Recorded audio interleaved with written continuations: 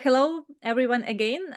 We are having a great event here hosted by Chris, and I'm having Antonio, Mateus, and Daniel with me from different companies, different titles, and different backgrounds, talking about how marketers can genuinely connect with customers. A little bit intro to the topic. It's not always that kind of easy to talk about it. And, like the more I dive here, the more I feel that I'm not that much in marketing anymore. Does anyone recognize this girl in a picture? Any idea? Who is she? In a chat, or you can just voice it out. Dorothy from The Wizard of Oz. Yeah. So basically, this girl arrived to absolutely another world, and she was like looking at it, wide eyes open, and thinking like, "Wow, this is so different. It's something very different." And this is so. У мене зараз Zoom. Roma, say it again, please. Sorry, I was not mute. Okay. Yeah. So basically, this is my face when I started talking more with customers. It just a lot of things looked very different from what I imagined. And a little kind of highlight, why do we talk about this today? We are not in sales. We don't have a sales quota to hit. We are not in customer success. So we don't need to have, the specific number of tickets closed. We're not in a product, so we don't need to be so super precise hunting for this like little tiny insights on every feature. But generally, we still should care about our customers, and there are a lot of reasons. Before we share what is our perspective here, I would like to ask an audience. So you probably all of you at some point had a call or a meeting with a customer or some other, like informal conversation. So what were the things that surprised you most or brought the biggest value to you personally? You're very welcome to unmute yourself and share it with the group. So any volunteers here?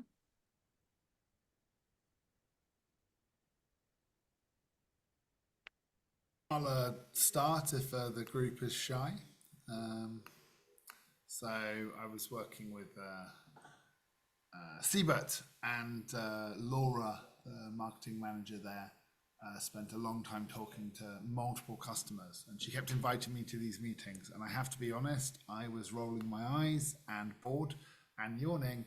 It was so many meetings with customers, and I was like, and she wasn't selling to them at all. I was like, that's an opportunity missed. I would have made at least a few sales here and upsold something. But at the end of it, she had a really, really good understanding, not just of what the product was, but who cared about it, why they cared about it. She understood the segment and the targeting, and the messaging even was completely rewritten. And we had these product managers who thought they understood their product. They were the experts on it. But after speaking to a bunch of customers, we realized that most of our most enthusiastic, passionate customers only care about these two features. And that's how they found us. That's why they bought the app. And understanding that meant that it's like, this is the thing we should be pushing in the marketing. No one cares about the rest whatsoever. So yeah, it was game changing for me. And I've been working in marketing in the Atlassian ecosystem for 10 years, and it completely changed how I think about marketing. I learned a lot that day. Yeah, this is really gold. Thank you, Chris, so much for sharing. Mark, you've put something in the chat. Would love if you share your experience here. Yeah, so this goes back before I did anything with Atlassian marketplace apps, but a fundamental thing that I've carried out throughout my career comes from when I worked on software for military aircraft pilots, and we delivered a feature for the pilots, and they were talking about how great it was, how it was going to help them plan their missions faster, and it really improved the quality of their life. And the job that they had. So with everything that we do, whether it is from the features we deliver or the marketing we have, we're looking at the person who's using it. And are we doing something that's going to improve somebody's life? Now, there's different scales of it. could just be a matter of happiness. Maybe it's the 5 seconds of delight you have. Maybe it's saving minutes in their workflow. But keeping that front and center has been a core aspect. And every time I engage with a client, I'm trying to understand, did we succeed in that? Did we do something that improved their life? This is a great take on it. It resonates so much with me, and I think it's somewhere, like all of us should be heading in that direction. I think we can move on. If anyone would like to add, you can do it later. So again, I'd like to have a brief but a little bit more deeper introduction of the panel speakers today. My name is Margo. I work as a product marketing manager at Oboard.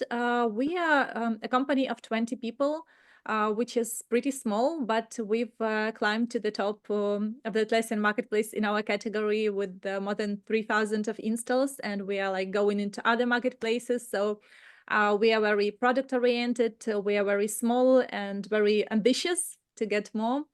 And more, not we don't work with solutions part of the business. So I don't have any, like deep experience here. And I would like to give a word to Antonio, and then Mateus and Dániel also to introduce themselves and their companies and their experience. So I am Antonio. Thank you, Margo, first of all, for the invitation to this panel. I am marketing specialist at Deiser, Platinum partner in Spain. I've been in the Atlassian ecosystem for a year now, and I am working in Deiser's content strategy. So yeah, when Margo asked me to join this panel, I needed to come here to talk about community, because I think we are working on a niche. We are working on some specific target, but that make us a really big community. And if you visit any Atlassian team event or any community event, you will find out that people always help each other. And so doing marketing and doing communication in an environment like this is really easier. So yeah, I'm really grateful to be here. And also Guillermo, our CEO and really well-known person in the ecosystem, is on the attendees. So yeah, you can say hello to us. Thank you, Margo. Yeah, and thank you everyone for coming. Mateus, would you like? Yeah, sure. Hi, everyone. Super happy to be here. Thank you, Margo, for inviting. There's a great audience. That's really good to see. A lot of people wanted to talk about customers. That's one of my favorite topics. So I'm Mateus. Everybody call me Matt. I'm the COO of Catworkx. I've been in Catworkx for 2 years, in the ecosystem for like 5. I'm a former member of the Partner Advisor Council in Atlassian. And I'm passionate about the ecosystem, talking about solutions, everything that is changing right now, and how to adapt a company like Catworkx that has more than 700-800 customers to be able to tackle this new solution area that we're getting in now. So happy to be here. And yeah, so I guess next guy is Dániel. Yeah, I'm also happy to be here. So I'm also with Catworkx now, but previously I was doing marketing for Everett, which was a marketplace brand. And now I would say that I'm more focused on the app side of Catworkx. I'm also a community leader in Hungary. And that's about it. Yeah, thank you very much, Dániel. So what is interesting is that Mateus and Dániel, they work in the same companies, but have very different background, because Mateus is more focused about the solutions, and Dániel historically worked more closely with the apps.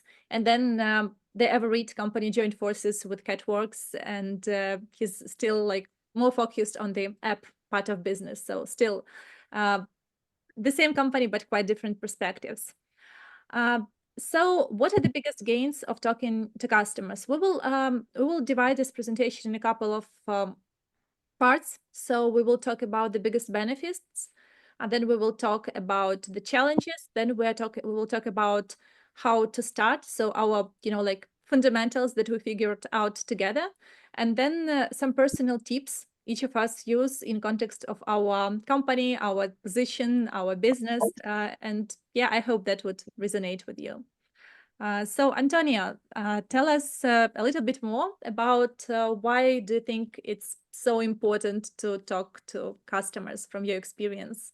Yes, my turn. It's really interesting that we start talking about the great part, like what we can gain about talking to clients. So we as marketers must constantly question whether our community and clients and customers truly understand our message.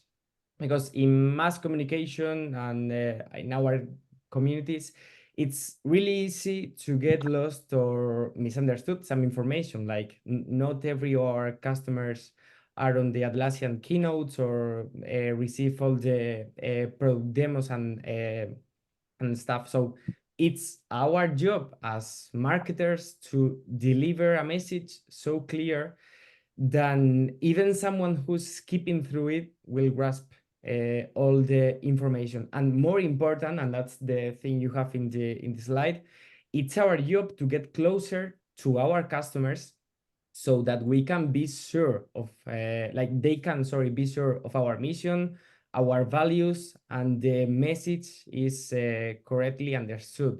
For example, let's talk about the Atlassian system of work, and that's something I think happens to a lot of partners and in the relationship with customers.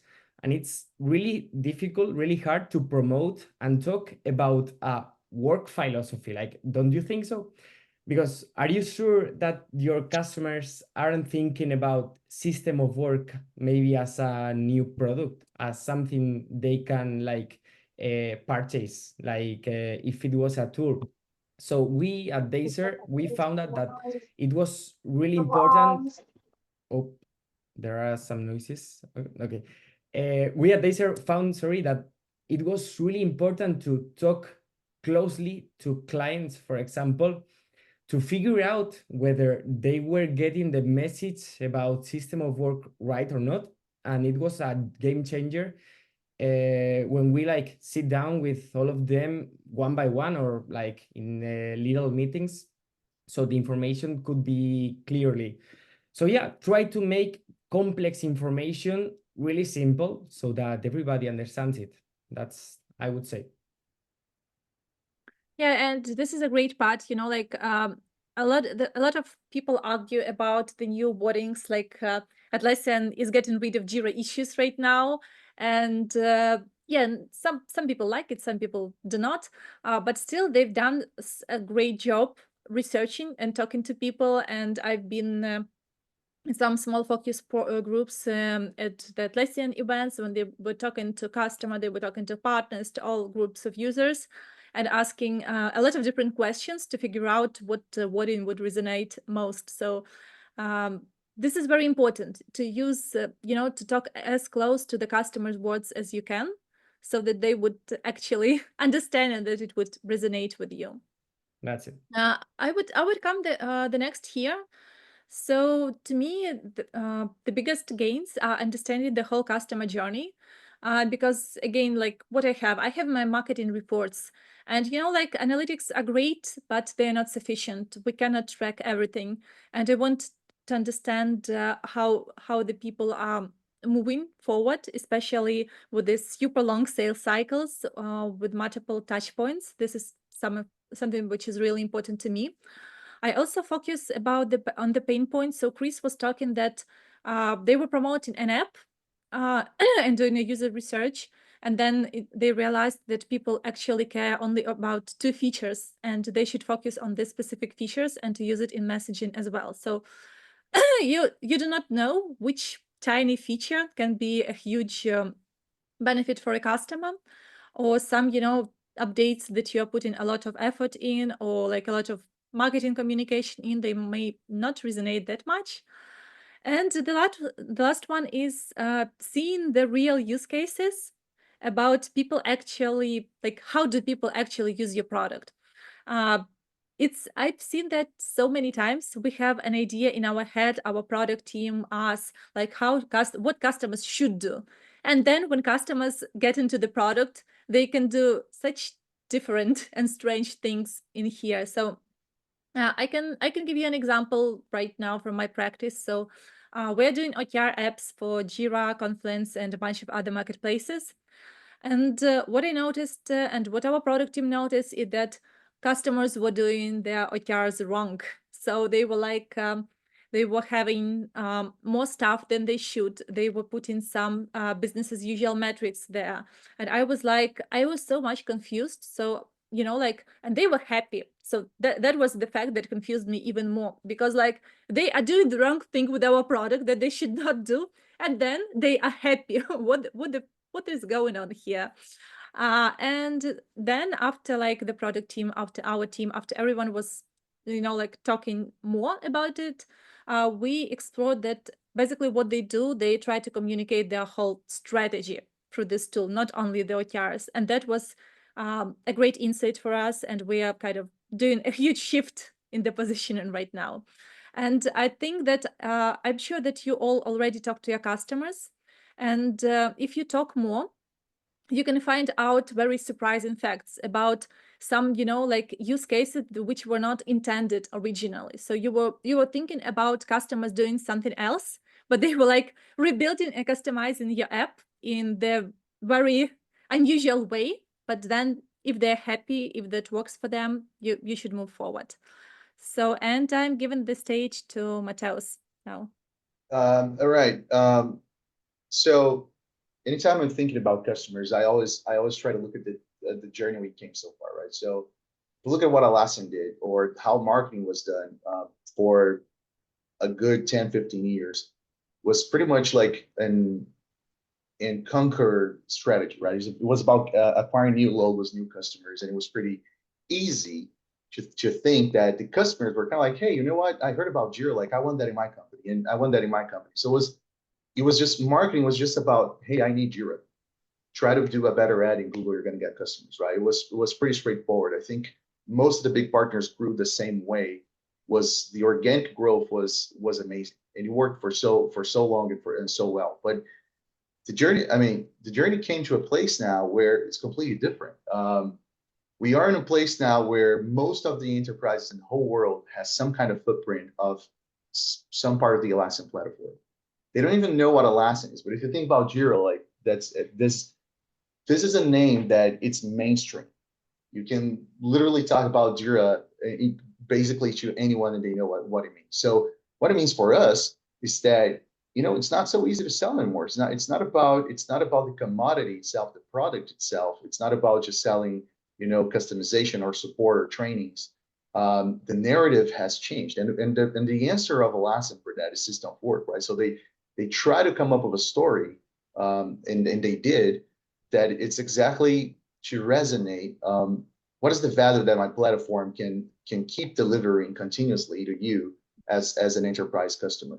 So this changes the whole game for all of us, right? The narrative should change for all of us, and thinking about like how all come together, and it's I think this is the closest as we have as a convergence between marketplace apps, solution partner, and Atlassian, because it all comes down to solutions. A solution partner was basically just focused on the product and the services around the product so far, but now we actually have to be focused on the solutions itself, and how we can extract knowledge from our use cases, our expertise that we have in customers. How are we going to be able to verticalize this eventually and say, hey, I've developed with those 2 or 3 app vendors here, like a perfect solution that it's for your industry, for your use case, and focus on that. And instead of going to team to say, hey, I have great solutions, we're also going to go to, like, you know, industry conferences and be able to talk their language. And I think this is the goal of the whole ecosystem right now. I think this is where we're moving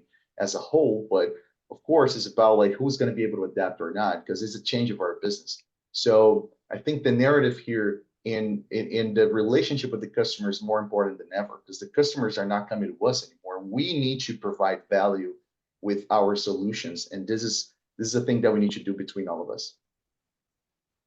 And this is not an easy task to do. So what some customers do, they even do not like stick with one solution partner, which is the easiest way. And I would expect majority of customers to do this, but some of them just work with, for example, 3 solution partners. and they just message all of them and ask like, you know, like, guys, can you please get me the best quote for the apps that I want? So this is what some customers do. And building this narrative about the solutions and expertise around it, and positioning yourself as an expert, as Mateus is explaining, this is the game changer in here, because otherwise you're just like, you're competing between other solution partners who will just, you know, like, hey, who would give me a better discount for this app? And this is just another game. Chris, please go ahead. Yeah, just a thought, and sorry if I'm jumping ahead, but what sort of customers should you be talking to, right? Like, is that coming in a slide ahead? Am I jumping the gun, or can I talk on that a little bit? Any objections? So give me more. So what kind of customers? You know, another recommendation from Laura Campbell. She recommended April Dunford's book about positioning.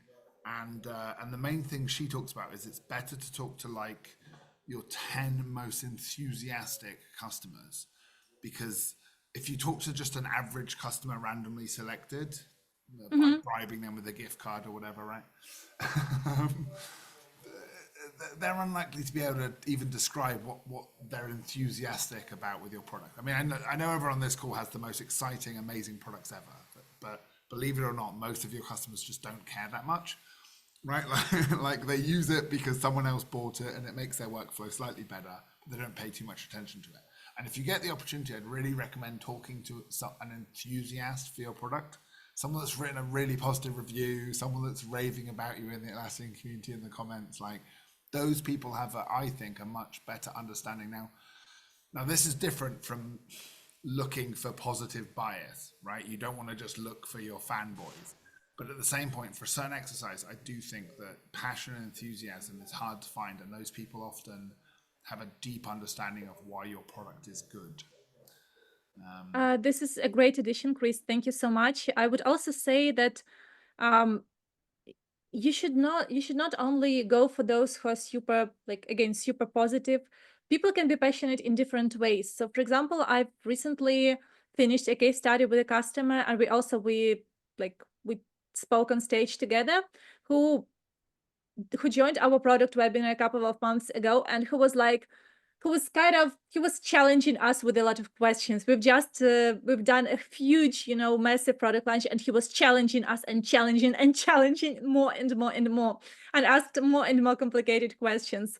So it was kind of harsh, but what I realized in the end is that the person was really super passionate about the product, and he naturally just wanted it to be better, and he did our best. Though from my initial perspective, from my initial understanding, I was thinking like, oh my God, it looks like this guy's totally unhappy. He has like so many comments. He's asking for so many changes. So you should also look for this, so that asking for more, that are sometimes complaining. But yeah, there can be also good advocates for you, and if you get in touch, you can get lots of insights here. Okay, let's moving on.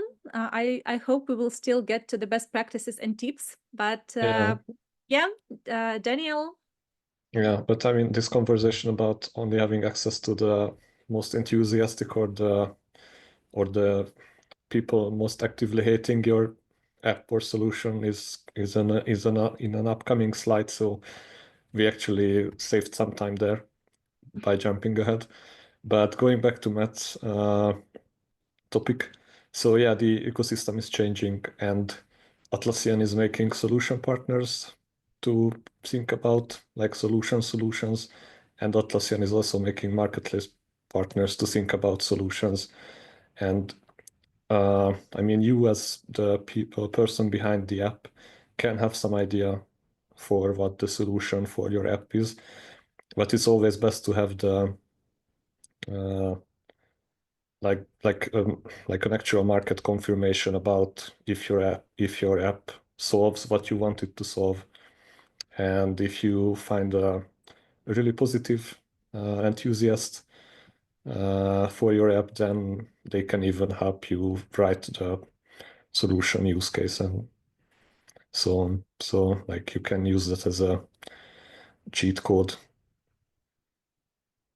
Yeah, absolutely. This is another shift which Mateus was talking about, just from another angle. So people also, they don't need just an app that will do something. They want to see the whole solution, the whole benefit, the whole value out of it. We're moving on. So we've talked about the biggest gains. I would say that this is a nice bonus. A lot of us do make it our main priority, like building case studies and collecting reviews. I would say that this is a nice bonus, but it's easier. It's so much easier to do this when you have this initial conversations. And the challenges. So they are very different in some cases and very similar in another one. Again, based on the perspective. So this is, and put in chat the challenges that you face that are the biggest for you. And we can also, if we haven't addressed them before in our slides, we will address them verbally. So Antonio, go ahead. I think we could be talking about challenges until 8 p.m. maybe, something like that. I would love to talk firstly about information burnout. I don't think, have you ever heard of this term, information burnout? I don't know if you're familiar with it, but it's, I mean, how many brands are sending messages out there? Tons of them. We all have a brand, we all work for a company, we all send messages to our clients. As Margo said before, in the Atlassian ecosystem, many companies, many of our customers are talking to many partners at the same time. So they are getting many messages at the same time. So we all are tired of receiving constantly information in our inbox, receiving every time releases, product releases, just scrolling down in social media to a really large amount of videos, product updates, analyzing the latest news from Atlassian. So yeah, let's face the truth. People are a bit overwhelmed and are suffering of an information overload. So we've came out with 2 questions that help ourselves decide in a more clever way. First one is the information I'm sending relevant, or am I just making up something as an excuse to contact my clients? And this is normal. We want to have like that validation many times, like just sending, as I said before, the latest product release, but maybe you should rethink the format, because maybe this is the key for having this information burnout. So if the answer is positive, if the information is relevant, the second question should be something like, am I giving context and am I working hard on the content I'm sending so that is not boring? I mean, sorry for the term, but or am I sending the same content once and all over the time? So we should all be concerned about how do we communicate so that our customers,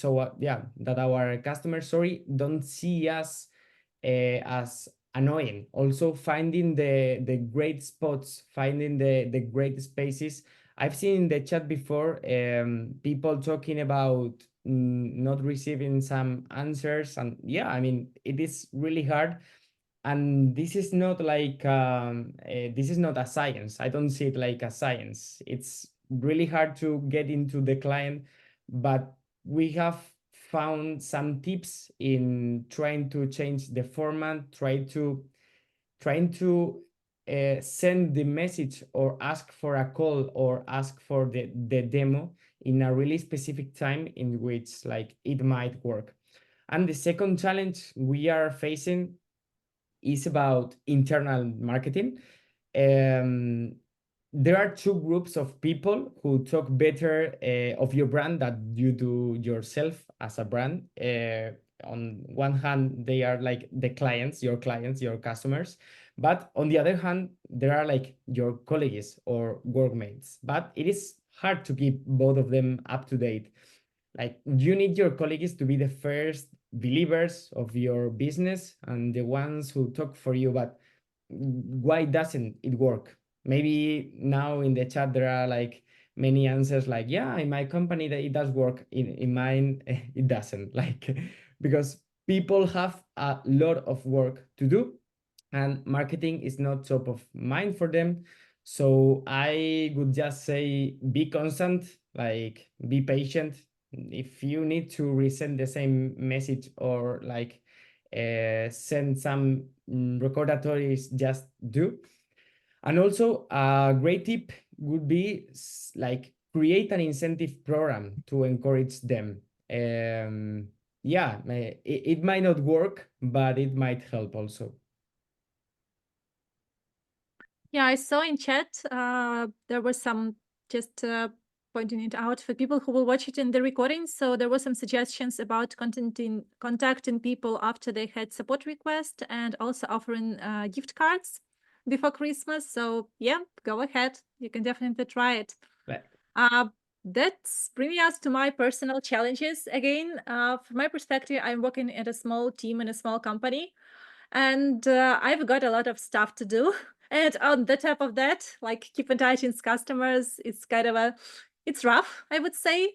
And yeah, my biggest challenge is kind of a huge pressure on other marketing stuff that I need to do. And also, this is kind of a personal one. I guess the hardest thing for me was to overcome this internal fear that I would do something terrible. I will ruin the relationship. The company will lose the customer. I will lose my job. Probably I was kind of a little bit overthinking this. Yeah, but that was something which stopped me personally. And yeah, I guess if you have some fears, it's just you need to go on and try it. Otherwise, there is no other way. Coming to Mateus.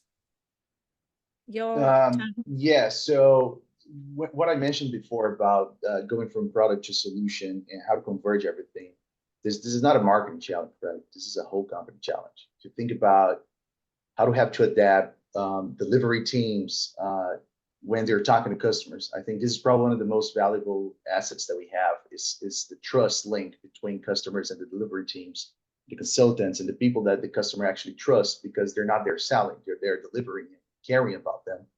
So preparing them to start, because it's not only about, hey, I've seen that the customer needs X, Y, or Z, so therefore I'm going to sell A, B, or C. It's about saying, hey, I need an understanding about my solution portfolio so I can suggest that to the customer. So I can start also being like part of the sales motion, right? So it's gonna blend in with the sales team.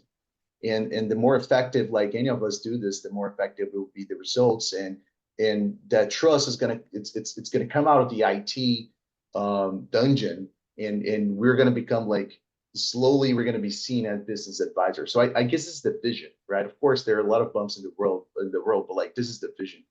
And one thing that we see a lot too is just how governance and security and compliance is just becoming it's becoming harder and harder to overcome that. Even for really simple things like getting a use case or just getting the customer to say anything about you, or even communicating about something that it's not project based, especially in Europe where this is completely different from the other parts of the world. It's getting tougher and tougher. So those are the main challenges that I think it's more transformational. It's not, I mean, we could go into lower levels and try to dig into operational challenges, but I think this is also going to break down from those more high level things that we're seeing right now. Thank you so much. Like really, really good points. And I think it's resonating with many of us. Let's move on to the Dániel. And I think this is the challenge, basically, I think everyone faced at some point. And I see comments in the chat. Dániel, Yeah. would you go on? Yeah. So, I mean, everybody who has seen a list of technical contact emails know the first point, pain. No solution there. So, but we had to write it for venting reasons. The second one, actually, I would say that I rubber tagged this call because now I see as So the good idea is to start a conversation, is to find out if they are the hate the app or love the app type of person, and then you can go from there. And yeah, going back into the, you only reach people who are really enthusiastic about your app or who really hate your app. Thinking back on some NPS score lists about apps. So I think that for every enthusiast one, you get double the amount of hate, but then you can easily filter out like half of the hate, because after reading their comments, you find out that it's just your app wasn't the right solution for them. And then you can go back to tweaking your message and find out that you reached the wrong crowd with it, and then take it into heart, the rest of the negative comments. Sometimes it's just like you show people a walk around and they are like, wow, so you can do this, and wow, you can do that. So we had no idea. This is amazing. Sometimes it gets here as well. Okay, so yeah, we are getting back to practice. We had a little bit of a long intro here. So where can we actually start? So this is one of the tip, and almost all of our group did it at some point of our careers. So what you can do, you can ask your team if you can host a couple of demos regularly. You shouldn't go like for the top priority customer. Of course, your account executive or your salesperson would do a better job here. But just having showing your solution, having this practice, having conversation, hearing questions. So this can help a lot. So having even 1-2 demos a month would help, really. User interviews, again, you can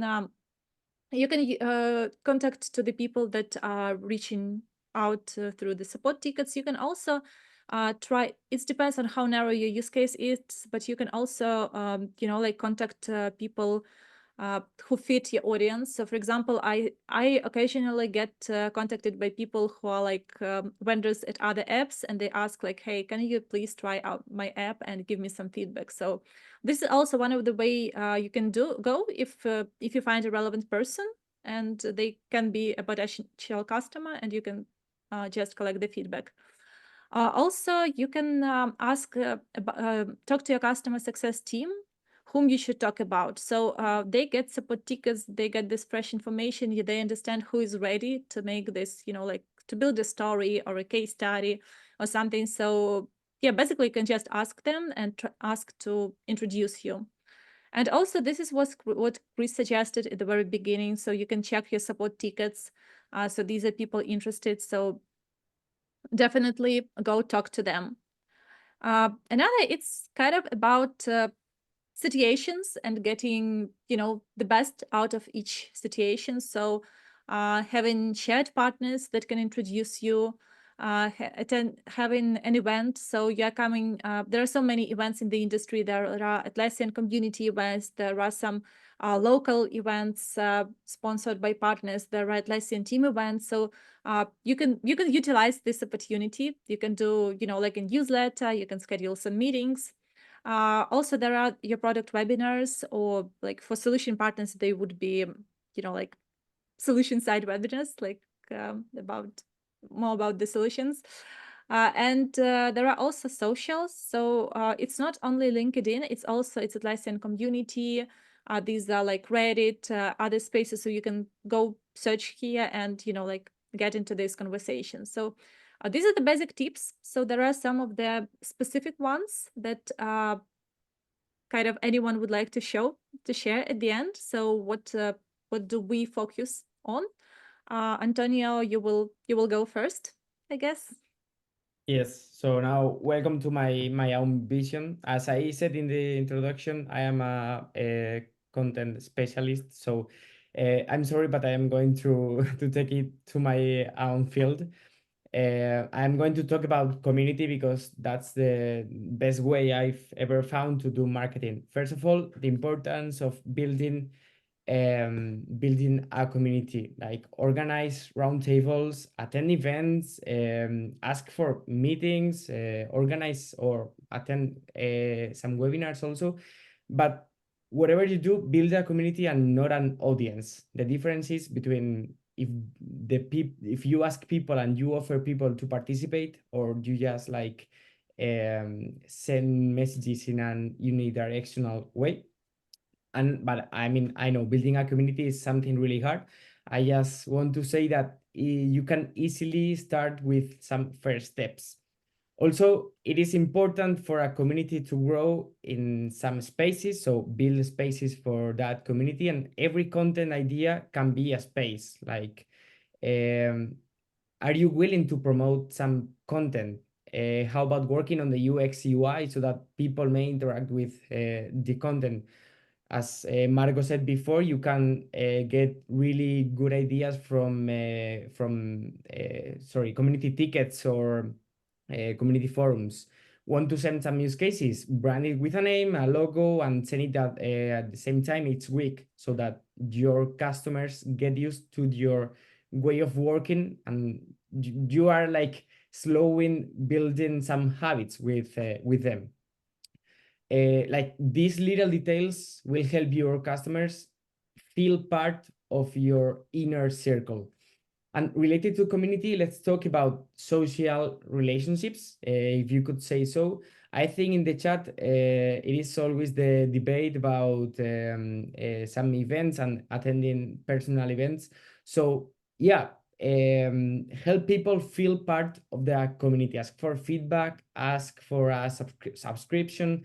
Everybody, like all of us, when we have been to some events, have find people, or maybe they were like us, who are like not talking to everybody, like just ask people for a talk, a quick chat, ask for questions, grab a cup of coffee also discuss the ideas in person, make profit from in-person events. We don't have many chances. We in the Atlassian ecosystem, I mean, we are like from like lots of countries, so we don't have many chances to meet in person. And it is much easier to connect with someone when you're face to face.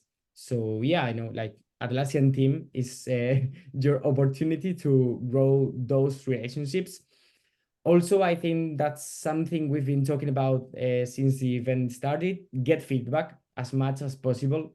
And I mean, it doesn't like whether you're trying to improve your app or getting new clients, asking for feedback is 10 times better than just delivering content. And also, don't be afraid of introducing customers to each other. That's something I've always like found like interesting. Imagine you're having a new customer with a specific problem that you have already solved for another customer in the past.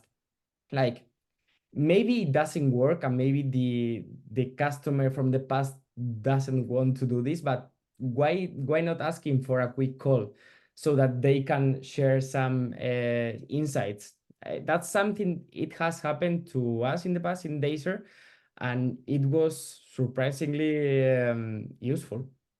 Also, I'm just finishing. Sorry for this content advices, but try to open multiple ways of content. Like, have you ever heard of transmedia strategies? Like grow your community and users through several paths, because this is our way of consuming. It isn't a straight line. Like imagine you have a podcast series, a blog content strategy, and a Discord channel. Well, if the monthly topic for your marketing team is like OKR strategies, for example, you should ask OKR specialists like Margo from Oboard to join your podcast, but also you should redirect to your blog post in which you will make the information deeper. And why not organizing some like extra sessions in your Discord channel? I mean, it doesn't mind what channels do you have. What is important, sorry, is for you to build a strategy between different channels and not going in just one direction, because we consume information through different platforms. So try to align your content strategies to it. And also it's a solution for that content information burnout we talked in the challenges section before. And the last point is just a quick tip. And it's just don't try to impress, just express, ask for help yourselves and be natural. Yeah. Thank you so much, Antonio. This is gold. So much good advice. I would think after our conversation, I would think about introducing customers to each other. This is something we don't do yet, but I think there is a lot of potential in it, like in exploring the capabilities, the use cases, and stuff and other stuff. So this one is a great and new to me right now. I'll jump to some tips from my own experience. So the first thing I want to say is that you need to really to know your audience and their problem and specifics well. I'm using my own example because it's easier for me. And it's basically it's valid for my current job, but it was also valid for previous jobs. So if I promote a product, I need to understand how it works, and I understand the product. I need to understand the framework so that I can actually, give people advice how they can do it better, not just, connect as a marketer, but share some valuable tips and information. Also, I'm not obviously I'm not such a huge expert here. And what I try to do is to join some small events and co-host events with people who are more experienced, more seasoned. So, for example, we are hosting a webinar in April with a book author who's pretty famous in this specific OKR niche. So I would never host a webinar of that kind of level myself, but yeah, bringing an expert can help you a lot, and it can position you as an expert as well. So if you're educating your audience, if you're bringing relevant experts from the field, not like employees from your company from which they expect that they would start selling to you directly. So this is also something you can consider. I take occasional demos. I meet in person when I can. I join the events, and also I use LinkedIn and Atlassian community if people ask questions, if they reach out. You can set up specific notifications in the Atlassian community. So if you see a question that is relevant to you, it goes straight to your inbox, and you can help the person as fast as you can. So again, my experience moving forward to Mateus. All right. So one of the things that is super valuable that I learned in my life is that relationships don't start with asking. They usually start with offering, right? So we usually when we see people, like especially like if you're a marketplace vendor, you have to first of all be self-aware that as a smaller, like a mid-marketplace vendor, there are so many people going to partners like Catworkx, Valientes, Adaptivist, and all of the other like Fcode. They have at least 50 contacts of those in an event like Team, right? And it usually goes pretty much the same way. Like usually you approach us, hey, please sell my product, basically, right? Of course, in many different ways. And the thing is, you know how to cast a spell in a solution partner, bring leads, and say, hey, I've developed this lead capturing thing in my website here for my product, but I don't have a sales force. I don't have people to do that for me. What do you think about partnering up and you deal with my leads, and we create like a shared, pipeline so we can all track what's happening there, and we can start selling my product together, right? This is a completely different conversation. So I would focus on thinking about that. If you really want to have partners, if you're going to have people working with you, try to think about how you can help them first, right? And leads are always like a magic word for pretty much anyone. About customers, this is something that it's changing with this whole story that I was talking about, system work and how the narrative, like it's important.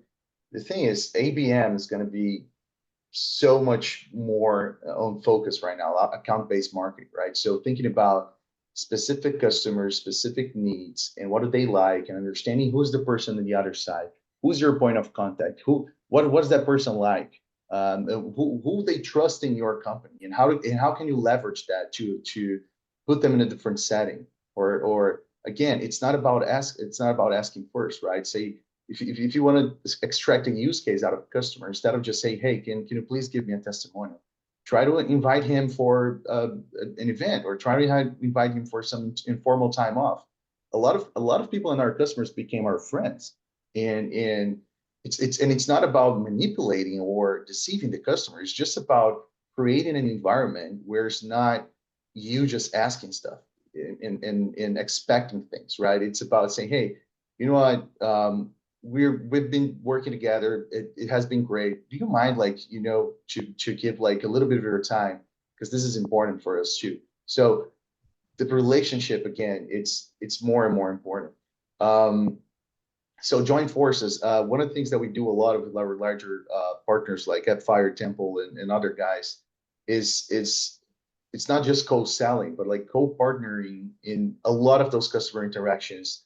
We're planning happy hours and some of like events before team for next week, and our partners are going to be there with us, right? Having those brands together endorse your own story, and I think it's important to think about that when you plan how to create touch points with customers, right? So align messaging within enterprise selling. Yes, this is really important. Again, it's about funneling your message to something that is contextual. Instead of just saying, hey, Jira is great, buy Jira with me, try to say, hey, these are the answers and solutions that I got from customers that look pretty much like you. Does it make sense for you? So aligning that message, and the more contextual you are able to be, the more you're going to be successful. And even as a marketplace vendor, you can be the driver. You can be in the driver's seat, coming up with the use cases and coming up with those solutions. Because if you go to your partners like Catworkx and say, hey, Catworkx, those solutions here, they'll be tested, and I know that they resonate with customers. Let's join forces and go in there together, because this is aligned with what they're expecting. This is also pretty good. So collaboration, relationships. I mean, of course, that this is pretty much part of like what I do every day. But I think there's a lot of lessons to be learned out of this, and it's in a constant learning. Nobody mastered this. Everyone is learning how to build relationships at all point in time. So also important to keep that in mind. Thank you very much, for sharing this perspective. I think I have a question to you from a chat. So Dmitry was asking that, sharing basically the fact that a lot of people, they reject contact attempts from anyone with the title of marketing or sales. So maybe he was considering maybe we should switch to consultant or something like this. So do you notice the same thing, that that customers and users kind of resist to connect with sales and marketing people? But do you? Yeah, but I guess we have. Go ahead, Chris. If you get a LinkedIn request, Margo, from someone who's Salesy McSalesface at Salesforce, do you not go ooh and immediately hit no? Yeah, Matt, you were trying to say something as well. No, I was just going to say that, yeah, that happens, but we have so many tools that can help us create a lot of A/B testing and figure out what is the best profile, what is the best job title, what is the to my message. There's not going to be a magic formula that's going to just magically work for everyone, but do a lot of A/B testing, trying AI tools, try different audiences and what work with them. I mean, it's not a secret. I think we just have more tools at our disposal now to try. I think that's how we gather data and make smarter decisions. So yeah. Okay. Yeah, thank you very much for answering this. I'm sorry, we are kind of running a little bit late, so we're having just a couple of more slides to share. Yep, Daniel, please go on. We'll share the recording anyway, so. Yeah, but the good thing is that this is just a reinforcement of what Matt has been talking about. So seeing now both sides of the table with the Catworkx merge. So yeah, it's super important to think about what you can bring to a solution partner, and you have to be brave about the fact that you will have to do most of the work. So like you cannot go to a partner with the idea to create something. You have to create the lead capture form first and then hopefully gather a few leads before showing up on a solution partner's door. Yeah, I think that's the quick summary of this slide. What about like this lead capturing moment? So what I noticed from our perspective is that there are a lot of solution partners that just never talked to us before. They sell our apps somehow, but never talk to us. No questions, no support tickets, nothing. So do you see that a lot, like from your experience, like this automatic sell without contacting? Yes, we do. And I would say there is a difference between like the size of a deal. So some deals just go through a consultant at a solution partner who just picks an app for a client, and there aren't that many questions asked around it. And there are deals which they work a lot on and prepare it, and that's the type of deal where they will probably reach out to you as well, or the client might have questions. Yeah, like it depends. Sometimes we got emails on both like Atlassian and the partner manager and like involving us, like discussing a customer. And sometimes they're just like buying on Autopilot, I would say. So it's really, it was very different. We are moving to the final chapter. Again, guys, if you need to go, please go. We will send you the recording. So we are moving to the case study tips. So this is something we as marketers are often hungry for, like to build more, like interesting case studies with customers. And again, yeah, a couple of tips from each of us. Antonio? Yep. So use cases are, as you said, our Achilles heel. And also my first tip is something Dániel just talked about, like don't go with your hands empty. Try to build a small use case or at least a draft. Try to draw the values of posting that use case. Try to sell that it's a win-win situation, and pray that they want to collaborate with you. And also try to work on co-marketing actions, because many times your customers are more willing to participate, for example, in an event than working in a co-use case. So that'd be my tips. Yeah, and also like sometimes you would need to support it from the sponsorship perspective. So the easiest scenario is that you are doing like an event with a local customer, but sometimes if it's someone from another city and you want them to come to join, so you would it would be good to have a possibility to support the customer, so they won't need to ask for their budget separately. Coming to my tips. So the first one is, bringing value. It resonates with what Antonio said.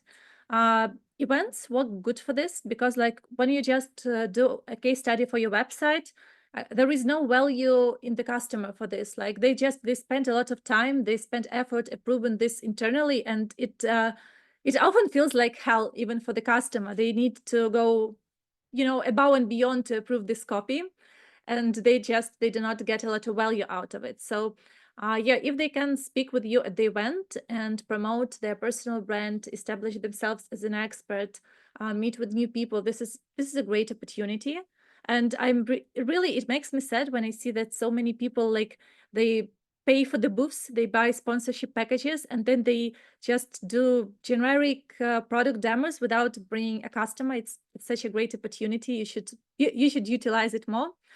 And another tip from my end is when I build a customer story, I try to make a customer feel like a hero, that, like that they did something huge, that they brought a huge difference, make them feel comfortable, even if they, if they changed something. So again, I'm having stories when customers were not like following the OKR framework, right? Using our app. And I think this is okay if it works for them, and if they apply these changes, it's a good story to tell. So these two things I think are the most important to me, like bringing value and this feeling of like accomplishing something great. And yeah, the stage to Mateus. Chris has his hand up. Chris. Oh, I'm so sorry, Chris. No, it's haven't fine. I noticed. didn't want to interrupt. That's why I put my hand up. So it's absolutely fine. I'll just say, like, because we're getting a lot of comments in the chat about, well, I tried to reach out to customers that it didn't work. And I feel strongly like this is someone that's like, not to pick on the people in the comments, but very often they're like, oh, I messaged everyone and no one replied. And I'm like, well, one is check your messaging, right? That could use some refining then if that's not working.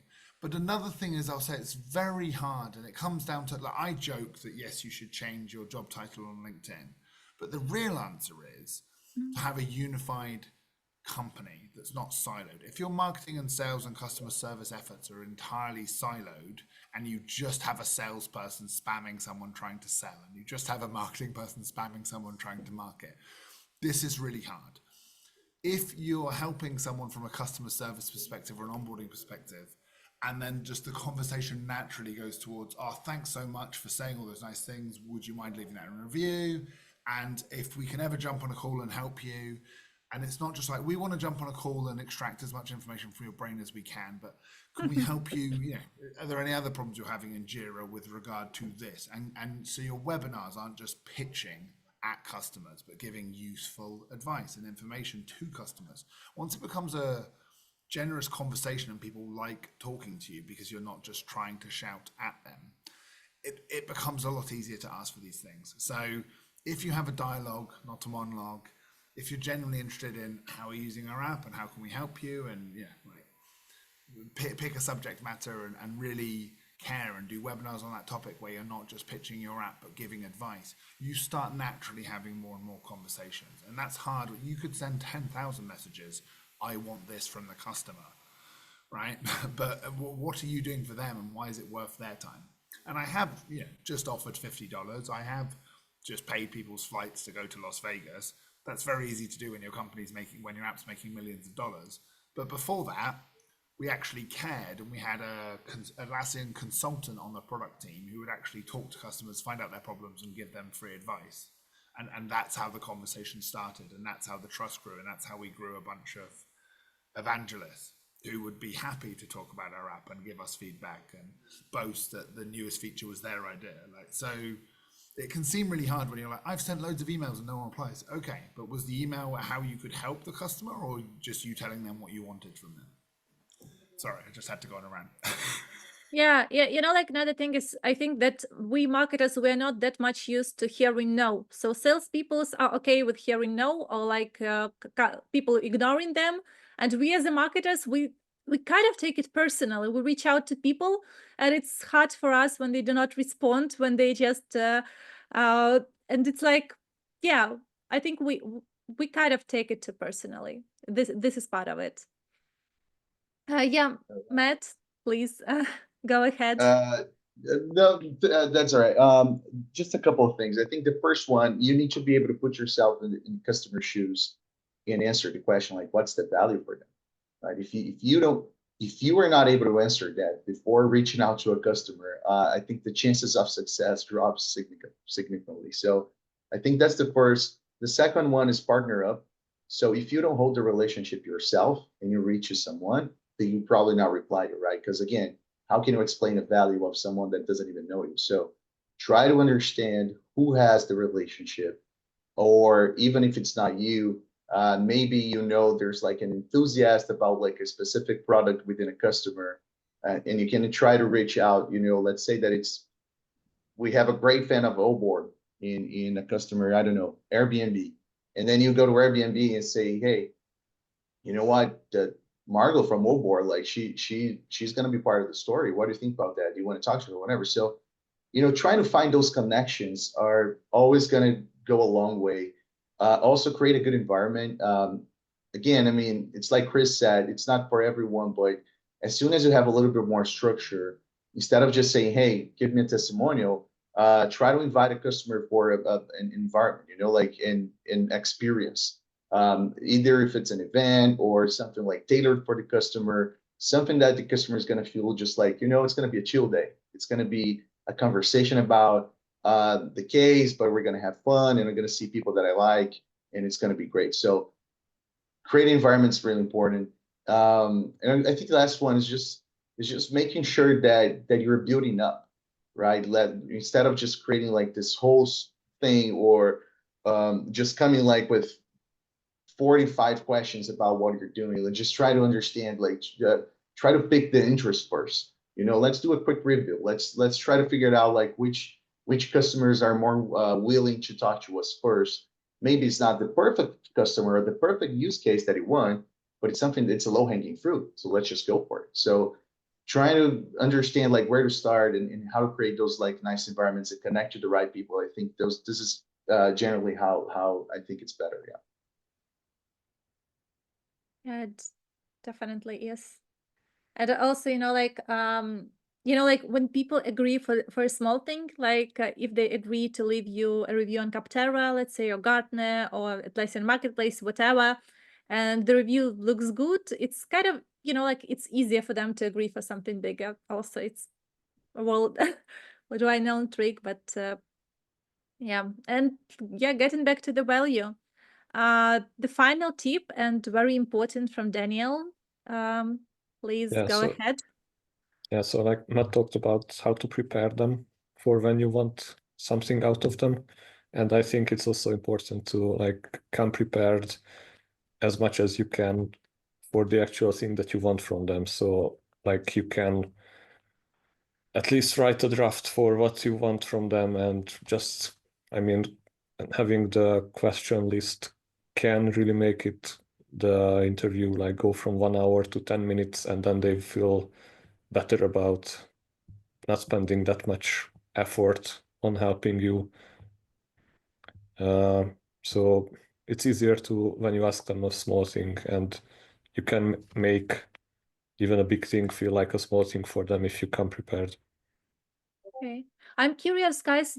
Did questionnaires worked for any of you well? Because like we were trying to, to scale up the case studies a little bit more, and to prepare, the questionnaires so that people would submit it. But frankly speaking, nothing good went out of them. So basically, we went back to the old way when we like interview the customer, do the draft, and put everything together. So did you have any success with, like having a list of questions, sharing with the customer, and then they, like preparing the story?